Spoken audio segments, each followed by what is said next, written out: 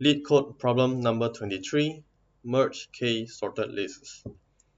So this problem gives us an array of k linked lists, and each linked list is sorted in ascending order.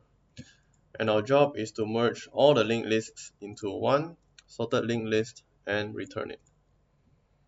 So my approach to this problem is pretty straightforward.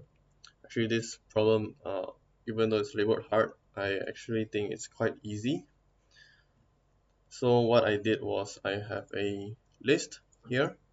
This is a built-in linked list in C++. So what I do is I iterate through every linked list. So I'm going to use this example. This goes to this. Okay, and then after that, let me just delete this. Okay, and then after that, I look through every list. So let's say our list is this one for now. I'll put an arrow here, and then I iterate through every node inside the list. So 1, 4, 5, and then what I do is I push back a node inside the pre-built list. Right, so list of push back, so our list looks like this. 1, 4, 5, right? Because I iterate through this, will iterate through every node inside this list. Okay, once this is done, I go to the next one. So over here, 1, 3, 4. Once this is done, I go to the next one. It's 2, 6, 2, 6. Okay, after that, I sort it using the built-in sort function in list. So this will be sorted, right? So let me sort this by just glancing through. So 1, 1, 2, 3, 4, 4, 5, 6. Okay, so this is a sorted list. Let's put it sorted. I just put it like this. Let's remove this. Okay, so this is a sorted list. And then I have two variables here called current and the head. And then I iterate through every node in the list.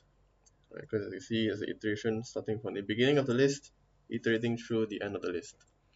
So about current, so this if statement here basically is made specifically for the first node, right? So current equals to now, which it is. The current will be constructed as a new node. So current equals to new node with the iteration with the number inside, which is 1.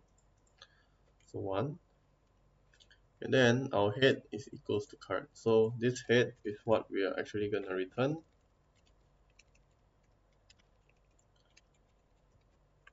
This head is actually what we are going to return, which is why we have this if statement here, right?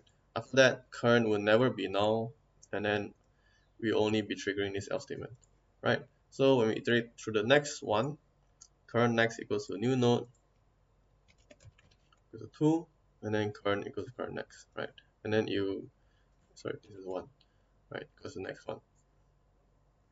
Okay, so you iterate through the entire nodes inside this list and constructing new nodes after that, 1 by 1, 2, 3, 4, 4, 5, 6. After that, this for loop will end and it will return the head, which is here, right? Basically the constructed list.